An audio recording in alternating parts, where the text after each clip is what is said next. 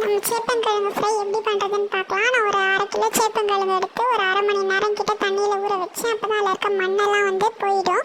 அப்புறமா அது குக்கரில் ஒரு விசில் வச்சு எடுத்துக்கிட்டேன். அப்போ தான் ஈஸியாக தோலெல்லாம் ரிமூவ் பண்ணலாம். அப்படி கத்தி வச்சு குத்தி பாருங்கள் வெந்துச்சா இல்லையான்னு தெரியும். அப்புறமா வந்து இதை வந்து சின்ன சின்ன பீசஸாக வந்து கட் பண்ணி எடுத்துக்கோங்க ரவுண்டாக. அது கூட என்ன பண்ணணும்னா தேவையான அளவு கார்ன்ஃப்ளவர் கொஞ்சம் அதிகமாக போட்டால் தான் அது நல்லா கிறிஸ்பினஸ் கிடைக்கும். அப்புறம் மஞ்சள் தூள், வீட்டு குழம்பு மிளகாத்தூள், உப்பு, அப்புறமா வந்து சிக்கன் 65 மசாலா வந்து ஆப்ஷனல் தான், வேணும்னா போட்டு எல்லாம் ஒன்றா பரட்டி வச்சுக்கோங்க. நான் வந்து இப்போ குக்கரில் வேக வச்சதுனால ஒன்றோடு ஒன்று ஒட்டாமல் சூப்பராக வந்திருக்கு. இதே நான் பாத்திரத்துலேயே வேக வச்சேன் இதுக்கு முன்னாடி. அப்போ வந்து ரொம்ப கொழன்னு ஆன மாதிரி ஆயிடுச்சு. இந்த மாதிரி தனித்தனியாக இல்லை. ஸோ இந்த மாதிரி எண்ணெயை சூடு பண்ணி அதில் போட்டு பொரிச்சு எடுத்தாங்கன்னா சூப்பரான சேப்பங்கிழங்கு ஃப்ரை வந்து ரெடி ஆயிடுச்சு. இது அவ்வளோ கிறிஸ்பியாக இருக்குது.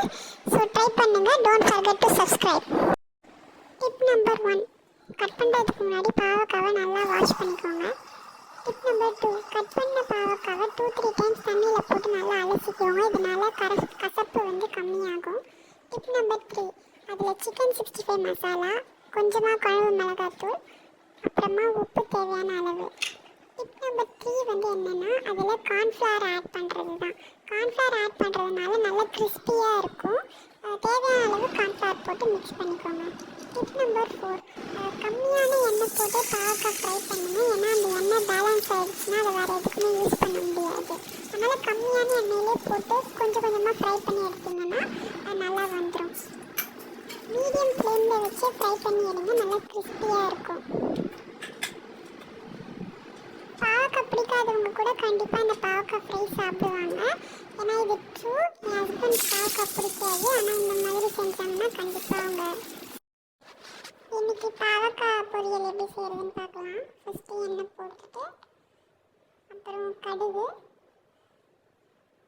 நல்லா பொரிஞ்சதுக்கப்புறமா ஒரு 2 வெங்காயம் சின்னதாக கட் பண்ணியிருக்கேன். அப்புறமா தக்காளி போட்டுக்கோங்க. அப்புறம் இஞ்சி பூண்டு பேஸ்ட் அப்படி போட்டால் கொஞ்சம் ஒரு எக்ஸ்ட்ரா ஃப்ளேவர் கிடைக்கும். அப்புறம் கொஞ்சம் கருவேப்பிலை இது போட்டு நல்லா வதக்கிட்டு கொஞ்சம் மஞ்சள் தூள், அப்புறம் தேவையான அளவு உப்பு, மிளகாத்தூளும் போட்டுக்கோங்க. அப்புறமா கட் பண்ணி வச்சுருக்க பாவக்காவை போட்டுடணும். அதுக்கு தேவையான தண்ணி ஊற்றி நல்லா கலக்குங்க.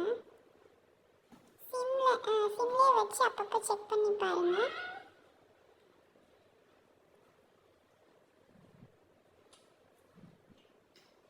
இப்போ பாவக்காய் பொரியல் ரெடி. கொத்தவரக்காய் பொரியல் எப்படி செய்கிறதுன்னு பார்க்கலாம். இன்றைக்கி நான் 1/4 கிலோ கொத்தவரக்காய் எடுத்து முதல்ல கழுவிட்டு அப்புறமா தான் கட் பண்ணி வச்சுருக்கேன்.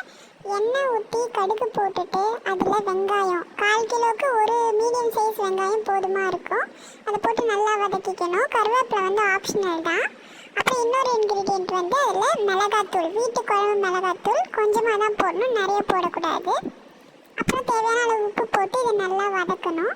வதக்கி முடிச்சதுக்கப்புறமா கொத்தவரக்காவை கட் பண்ணி வச்சுருக்கதை அதில் சேர்த்து அதையும் சேர்த்து நல்லா வதக்குங்க. அப்புறமா தேவையான அளவு தண்ணி, அதாவது காய் வந்து மிதந்து இருக்கிற அளவுக்கு தண்ணி, ரொம்ப அதிகமாக ஊற்றக்கூடாது, போட்டு சிம்மில் போட்டு மூடி வச்சுட்டு வேக வச்சுருங்க. கொஞ்சமாக இஞ்சி பூண்டு பேஸ்ட் ஆட் பண்ணால் எக்ஸ்ட்ராவாக டேஸ்ட்டும் ஃப்ளேவரும் கிடைக்கும். அவ்வளோதான், கொத்தவரக்காய் பொரியல்.